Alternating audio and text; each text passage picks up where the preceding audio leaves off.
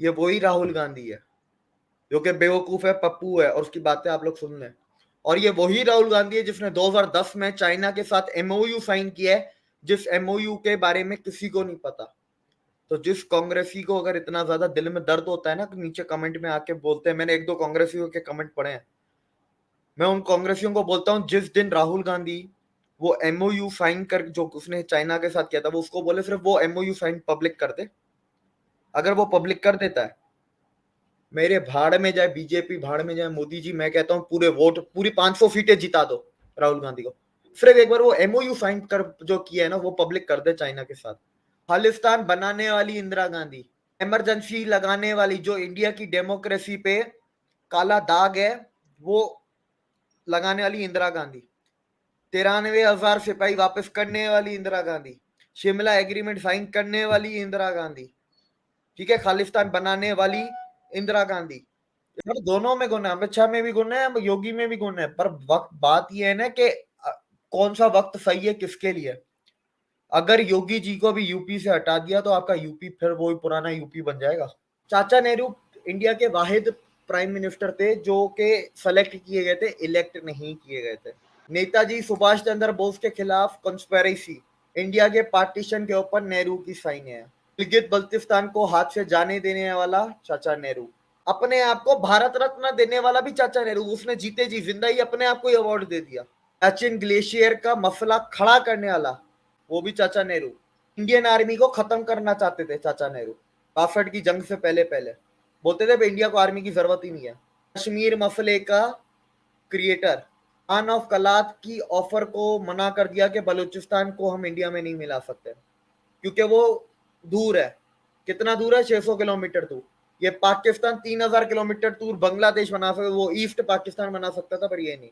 Hello and welcome friend, मैं हूं मुजफ्फर चौधरी और आप देख रहे हैं हमारा यूट्यूब चैनल परफेक्ट रिएक्शन। दोस्तों, हमारे साथ इस वक्त मौजूद हैं दिव्य कुमार जी। किसी तारुफ के मोहताज नहीं है, बहुत ही जानकारी रखते हैं, बहुत ही दस्तरस है उन्हें पाकिस्तान इंडिया रिलेशन और इंडिया के ऊपर खास तौर पर जिस तरीके से वो बात करते हैं हर टॉपिक पे, तो देखने और सुनने वाले हैरान रह जाते हैं कि इतनी नॉलेज इनके पास कैसे आई। तो उनको हम वेलकम कहते हैं अपने शो में।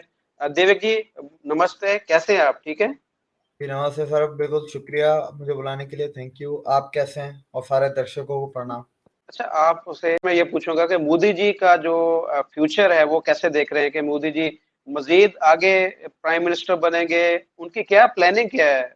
सर उनकी प्लानिंग यही है। पहले मैं आपको कुछ उनके टारगेट बता देता हूँ। उनके टारगेट है मोटे मोटे, जो इंडिया को सुपर पावर बनाने के लिए बहुत ज्यादा जरूरी हैं। और अभी जैसे इंडिया खुल के किसी से टक्कर नहीं लेता, बैकडोर डिप्लोमेसी से टक्कर लेता, लेकिन बैकडोर डिप्लोमेसी से लेता है, सामने आके नहीं लेता। उसके लिए इंडिया को चाहिए सर $2 ट्रिलियन के एक्सपोर्ट्स, $1 ट्रिलियन प्लस के forex reserve, third largest economy, $5 trillion से बड़ी होनी चाहिए कम से कम, अपना तेल अपना गैस। और इंडिया में ये छोटे छोटे जितने मसले हैं ना, ये सारे खत्म हो जाने चाहिए। ये घर, पानी की लाइनें, गैस की लाइनें, बिजली, फला वाला, ये इंडिया में सर 26-27 में खत्म हो जाएंगे। और 26 में है प्रेसिडेंट के इलेक्शन इंडिया के, और मोदी जी हो जाएंगे 75। हाँ, हमारी लास्ट वीडियो में बहुत कमेंट्स आए, इंडिया में तो रिटायरमेंट की रेंज नहीं है। इंडिया में नहीं है, बीजेपी में तो है ना। और बीजेपी में वो कानून अब मोदी जी ने खुद बनाया है। तो अच्छा मोदी जी जैसे इंसान है ना, वो अपना बनाया हुआ कानून खुद तो फॉलो करेंगे ही लाजमी। ठीक है। अच्छा, क्या अब कानून है बीजेपी के अंदर? 75 के बाद कोई भी लीडर कोई भी सीट नहीं लेगा, चाहे प्राइम मिनिस्टर हो, मिनिस्टर हो, चीफ मिनिस्टर हो, स्टेट का मिनिस्टर हो, एमएलए हो, एमपी हो, कोई भी हो, 75 से ऊपर कोई नहीं होगा। 75 अच्छा, पे मोदी जी रिटायर। की एज कितनी हो गई? सर 26 में, 25 या 26 में 75 के होंगे, तो अब 23 चल रहा है, यही है 72 के आसपास। सही। तो आगे फिर आप उनको प्रेसिडेंट देख रहे हैं? सर देख नहीं रहे, वही आने वाला है, प्रेसिडेंट बनने वाला है, मुझे पता है। अच्छा। और अमित शाह प्राइम मिनिस्टर बनने वाले हैं। योगी जी सर आएंगे आपके 29+5 कितना हो, 34 के इलेक्शन में योगी हम्म। जीता पाएंगे। योगी जी बहुत यंग है सर। अगर योगी जी 34 में भी आते हैं तब भी वो कम से कम 15 साल प्राइम मिनिस्टर रह सकता है। अभी अमित शाह आएंगे, आपको क्या, मैं इंडियन से सवाल पूछता हूं। अमित शाह, ये इंडिया में जो मोदी जी ने एक नई मिनिस्ट्री बनाई है, मिनिस्ट्री ऑफ कॉपरेशन अफेयर्स, और वो मिनिस्ट्री के मिनिस्टर अमित शाह है। ये मिनिस्ट्री का काम क्या है? इस मिनिस्ट्री का काम है कि अमित शाह को ट्रेनिंग मिल रही है पिछले 5 सालों से पीएम बनने की, और अगले 3 साल तक ये ट्रेनिंग मिल रही है। ये तो ट्रेनिंग जिस मोदी दिन जी के बाद अमित शाह बन रहे हैं। Prime minister. अच्छा, तो आपको ये सारी अंदर की खबरें कहाँ से मिलती हैं? हमें तो नहीं मीडिया के अंदर ये सारी चीजें मिलती। सर यही बात है ना, हम मीडिया नहीं पढ़ते ना, हम लोग अपना दिमाग लगाते हैं। मोदी जी को अगर समझना है ना, पहली चीज तो मोदी जी जिन चीजों को फॉलो करते हैं ना, जिस फिलोसफी को, फॉलोइंग्स को, आप उनको फॉलो करें, ठीक है। आपको पहले उनमें एक्सपर्ट होना पड़ेगा, जिसमें आपको एक्सपर्ट होने में 20-25 साल लग जाएंगे। सही। मैं एक्सपर्ट नहीं हूं, मैंने फिर पढ़ के कोशिश करता हूँ। बहुत सी चीजें जो मुझे नहीं पता, मैंने कितनी दफा आपको बोला है कि मुझे वक्त नहीं पता, लेकिन जब मैं अगर मैं एक्सपर्ट होता तो मुझे वक्त भी पता होता सर, पर मैं एक्सपर्ट नहीं हूं।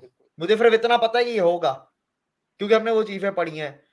मोदी जी की इकोनॉमी चलती है अर्थशास्त्र पे, डिप्लोमेसी चलती है रामायण महाभारत पे, पॉलिटिक्स चलती है चाणक्य नीति पे।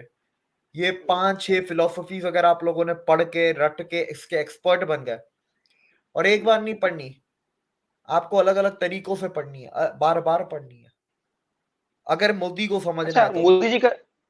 मोदी जी का सही जानशीन आप किसे समझते हैं? अमित शाह को या जो दूसरे आपने नाम लिया था? योगी जी।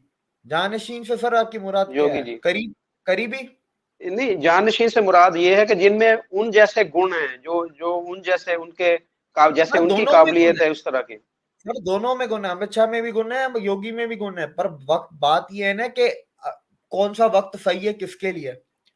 अगर योगी जी को भी यूपी से हटा दिया तो आपका यूपी फिर वही पुराना यूपी बन जाएगा। हम्म, जिला गाजियाबाद जैसा जो मूवी है ना, वह गुंडा राज चल रहा है। यूपी को अभी चाहिए, योगी की जरूरत है अभी यूपी को। और फिर आपको ट्रेनिंग भी चाहिए सर। पीएम अलग चीज होती है, सीएम अलग चीज होती है।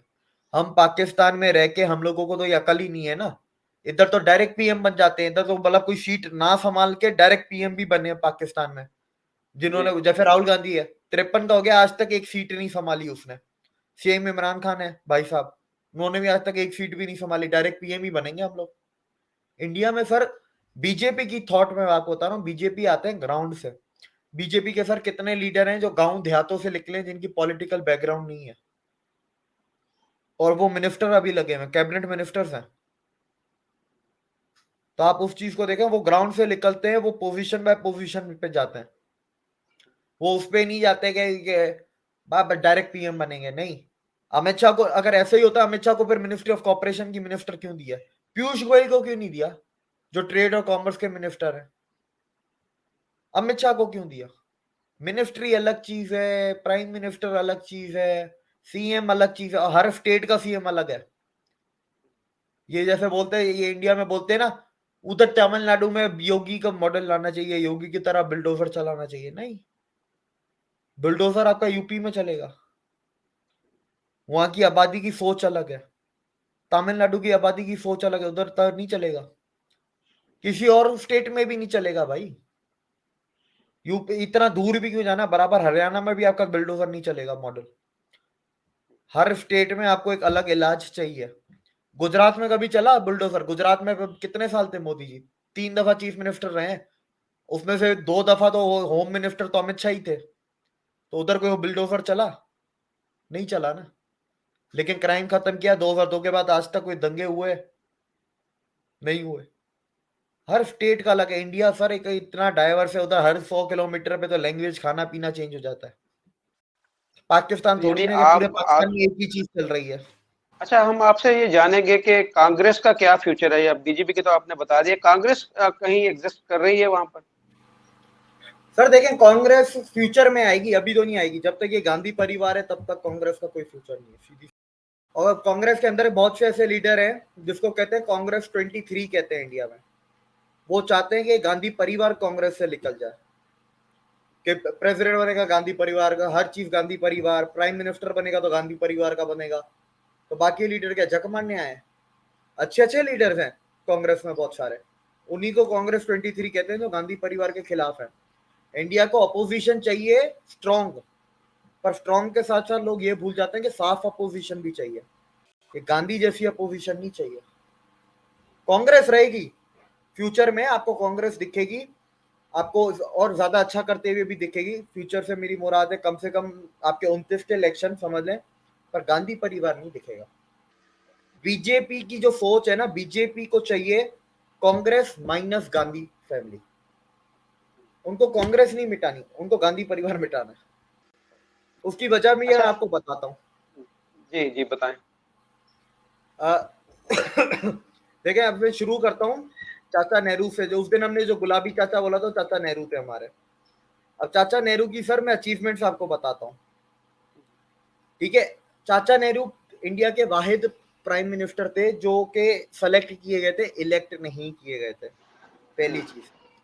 नेताजी सुभाष चंद्र बोस के खिलाफ कंस्पिरेसी, नेहरू का बहुत बड़ा हाथ था। इंडिया के पार्टीशन के ऊपर नेहरू की साइन है। गिलगित बल्तिस्तान को हाथ से जाने देने वाला चाचा नेहरू। सियाचिन ग्लेशियर का मसला खड़ा करने वाला, कि मसला खड़ा हो फिर उस मसले वो मसला चलता रहे जो आज तक चल रहा है, वो भी चाचा नेहरू। इंडियन आर्मी को खत्म करना चाहते थे चाचा नेहरू 62 की जंग से पहले पहले। बोलते थे इंडिया को आर्मी की जरूरत ही नहीं है। कश्मीर मसले का क्रिएटर खान ऑफ कलात की ऑफर को मना कर दिया कि बलूचिस्तान को हम इंडिया में नहीं मिला सकते, क्योंकि वो दूर है। कितना दूर है? 600 किलोमीटर दूर। ये पाकिस्तान 3000 किलोमीटर दूर बांग्लादेश बना सकता, वो ईस्ट पाकिस्तान बना सकता था, पर ये नहीं। जीप स्कैंडल 1948, मुल्क आजाद होते ही एक साल में जीप स्कैंडल कर चुके थे ये चाचा Nehru. Azad assassinated soon after meeting Nehru, ठीक है। इम्पोज आर्टिकल 370 इन जम्मू कश्मीर, वो भी चाचा नेहरू की देन है। जो आर्टिकल 370 में आगे टेम्पररी लिखा हुआ है ना, वो जी सरदार वल्लभ भाई पटेल की बस शुक्र है उनका था। कश्मीर के मसले को यूएन में ले जाने वाले पटेल के बीच में आके हैदराबाद को लिबरेट करवाने के उस प्लान के बीच में आने वाले। हिंदू पर्सनल लॉज को अबॉलिश करने वाले, हिंदू गोट रेट लिखने वाले, इंडिया की हिस्ट्री में हिंदुओं को कम दिखाने वाले, हिंदुओं के खिलाफ कानून बनाने वाले, काबो वैली बर्मा को गिफ्ट करने वाले, कोको आइलैंड बर्मा को गिफ्ट करने वाले, सोमनाथ टेम्पल की रिस्टोरेशन को अपोज करने वाले, ये हमारे चाचा नेहरू। यूएनएससी की परमानेंट सीट वीटो पावर को मना करने वाले चाचा नेहरू। गवादर पोर्ट ओमान का था, ओमान इंडिया को गिफ्ट कर रहा था, पर बोला हमें गिफ्ट की जरूरत नहीं है, तो गवादर पोर्ट फिर पाकिस्तान को मिला। नेपाल इंडिया में मिलना चाहता था, पर नेपाल को बोला नहीं तुम अलग रहो, तुम अलग मुल्क हो, तुम अलग रहो। यूएस की ऑफर को मना कर दिया कि हमें न्यूक्लियर पावर की जरूरत नहीं है। पैलेस्टाइन की साइड ली, जबकि पैलेस्टाइन गलत था। चाइना को सपोर्ट किया यूएन के लिए, चाइना की मदद की तिब्बत को कब्जा करने में। ये चाचा नेहरू जब तिब्बत पे हमला करके कब्जा कर रहा था चाइना, तो चाइनीज आर्मी का जो आटा जाता था वो इंडिया से जाता था। अक्साई चीन चाइना को देने वाला, काराकोरम पास चाइना को देने वाला, गोवा की आजादी को डिले करने वाला चाचा नेहरू, शेख अब्दुल्ला को 1964 में जेल से छोड़ने वाला चाचा नेहरू, इंडस वाटर ट्रीटी को 80-20 के बेसिस पे करने वाला चाचा नेहरू। जबकि पाकिस्तान की आबादी इतनी सी है भाई, पाकिस्तान को 80% की जरूरत कहाँ है, ठीक है। उसके बाद अपने आप को भारत रत्न देने वाला भी चाचा नेहरू, उसने जीते जी जिंदा ही अपने आप को ही अवार्ड दे दिया, इंडिया का सबसे बड़ा अवार्ड। और एडविना जो लॉर्ड माउंटबेटन की बीवी थी, उसके साथ रंगरलियां बनाने वाला भी चाचा नेहरू। उसके बाद और नाम अगर मुझे लेने की जरूरत है तो बताओ, सरोजनी नायडू है, जयपुर की प्रिंसेस है। 50 नाम और ले सकता हूँ चाचा नेहरू की रंगलेनिया के अलावा। ये फिर ये चाचा इतने नेहरू। सारे काम। सर एक मिनट मैं आगे चलता हूँ। अब इंदिरा गांधी की बारी है ना, खालिस्तान बनाने वाली इंदिरा गांधी, ठीक है। इमरजेंसी लगाने वाली, जो इंडिया की डेमोक्रेसी पे काला दाग है वो लगाने वाली इंदिरा गांधी। 93,000 सिपाही वापस करने वाली इंदिरा गांधी। शिमला एग्रीमेंट साइन करने वाली इंदिरा गांधी, ठीक है। खालिस्तान बनाने वाली इंदिरा गांधी। इसके बाद अलावा चलते हैं, रुके। मुस्लिम पर्सनल लॉ बोर्ड लाने वाली इंदिरा गांधी, यूसीसी को मना करने वाली इंडिया गांधी। यूसीसी इंडिया में 79-78 में आ जाता। लाल सलाम कम्युनिस्टों के हवाले पूरे इंडिया की एजुकेशन सिस्टम और मीडिया को हवाले करने वाली इंदिरा गांधी। अच्छा, अब राजीव गांधी पे आते हैं। संजय गांधी मतलब वो था, संजय गांधी, जैल सिंह और रामनाथ, इन लोगों ने मिलके खालिस्तान बनाया था कि खालिस्तान की मदद से हम पंजाब के इलेक्शन जीतेंगे। पर वो खालिस्तान का जो भूत है उनके हाथ से बाहर निकल गया और इंदिरा गांधी को हर चीज पता थी। अब राजीव गांधी, बाप का मसला अलग, बाप ने एक मसला क्रिएट किया कश्मीर का, बेटी ने मसला क्रिएट किया खालिस्तान का। अब इसके आगे देखते हैं, राजीव गांधी ने एलटीटी तैयार की, उस भाई साहब ने, वो एलटीटी जिसके साथ लड़ते लड़ते इंडिया के 3,000 फौजी शहीद हो गए। इंडिया के ऊपर एक और जंग मुसल्लत हो गई जो 1.5 साल चली। ये वही राजीव गांधी है जिसके टाइम पे भोपाल गैस स्ट्रेटेजी वो एक्सीडेंट हुआ था, जो पूरा का पूरा भोपाल शहर मर चुका था या भाग चुका था। ये वही ये राजीव गांधी है। इसके आगे चलते राहुल गांधी, ये वही राहुल गांधी है जिसको अटल बिहारी वाजपेयी के टाइम में ये अमेरिका में कोकेन के साथ पकड़ा गया था और अटल बिहारी वाजपेयी की रिक्वेस्ट पे उस पे केस किए बगैर उसको वापस इंडिया भेजा गया था। ये वही राहुल गांधी है जिसका असली नाम कुछ और है। ये वही राहुल गांधी है जो इंडिया में नहीं रहा, बाहर रहा है और आते ही डायरेक्ट पार्टी का चेयरमैन बन गया। ये वही राहुल गांधी है जो कि बेवकूफ है, पप्पू है और उसकी बातें आप लोग सुन लें। और ये वही राहुल गांधी है जिसने 2010 में चाइना के साथ एमओयू साइन किया है, जिस एमओयू के बारे में किसी को नहीं पता। तो जिस कांग्रेसी को अगर इतना ज्यादा दिल में दर्द होता है ना, तो नीचे कमेंट में आके बोलते हैं। मैंने 1-2 कांग्रेसियों के कमेंट पढ़े हैं। मैं उन कांग्रेसियों को बोलता हूँ, जिस दिन राहुल गांधी वो एमओयू साइन कर जो उसने चाइना के साथ किया था, वो उसको बोले सिर्फ वो एमओयू साइन पब्लिक कर दे। अगर वो पब्लिक कर देता है, मेरे भाड़ में जाए बीजेपी, भाड़ में जाए मोदी जी, मैं कहता हूँ पूरे वोट, पूरी 500 सीटें जिता दो राहुल गांधी को। सिर्फ एक बार वो एमओयू साइन कर जो किया है ना, वो पब्लिक कर दे चाइना के साथ। उस एमओयू में ऐसा लिखा हुआ क्या है कि वो उसको इतना छुपाया हुआ है कि कांग्रेस के अपने लोगों को भी नहीं पता। वो गांधी परिवार और चाइना को पता है सिर्फ। और एक आखिरी चीज सर, खत्म करते करते, इंडिया में आज तक जितने भी दंगे हुए हैं, सारे दंगों में कांग्रेस की इन्वॉल्वमेंट, उनको शुरू करवाने वाला कांग्रेस। उसमें से सिर्फ एक दंगा बीजेपी की स्टेट में हुआ है, उसको भी शुरू कराने वाला कांग्रेस। और ये किसने लिखा है? एमजे अकबर ने। एमजे अकबर इंडियन डिप्लोमेट, एक मुसलमान, खुद लिख रहा है कि मुसलमानों को इस्तेमाल किया कांग्रेस ने। और वो इंडिया का डिप्लोमेट रहा है, मतलब उसके पास गवर्नमेंट की अंदर की जानकारियां रही हैं। उसकी एक किताब भी है, right after right after right. उसने 47 से लेके अब तक जितनी इंडिया में बड़े दंगे हुए हैं, बड़े दंगों की बात कर रहा हूँ, छोटे नहीं, छोटे तो दंगे भी नहीं होते, उनको झड़प कह सकते हैं हम लोग। जी। हाँ, तो जो बड़े दंगे हुए हैं उनके ऊपर जो हुआ है ना, उसके उसने सारा कवर किया, जो 700 प्लस दंगे हैं पिछले 75 सालों में। जी बहुत शुक्रिया, आपके पास तो इतनी जानकारी है कि जो मैं समझता हूँ कि बीजेपी के जो वहाँ के नेता हो सकता है उनके पास भी इतनी जानकारी ना हो। आपने तो आज जो कांग्रेस है और खासतौर पर जो गांधी फैमिली, उसका तो कहते हैं कच्चा चट्टा खोल के रख दिया, यहाँ पर उनको तो कुछ भी एक्सपोज कर दिया बिल्कुल। सर, कुछ भी नहीं बोला अभी मैंने। सोनिया गांधी, प्रियंका गांधी पे कुछ भी नहीं बोला। अच्छा, चले वो उधर फिर अगले किसी प्रोग्राम में फिर वो उनका रख लेते हैं। सोनिया गांधी के लिए तो सर पूरा ये दिन चाहिए। उसके बाद जितनी गंदी हिस्ट्री सोनिया गांधी की है ना सर, और कांड की है, इतना किसी का भी नहीं है, पूरे गांधी परिवार का भी मिलके नहीं है। इसकी और अहमद पटेल ने मिलके जिस तरह इंडिया को तबाह किया है ना।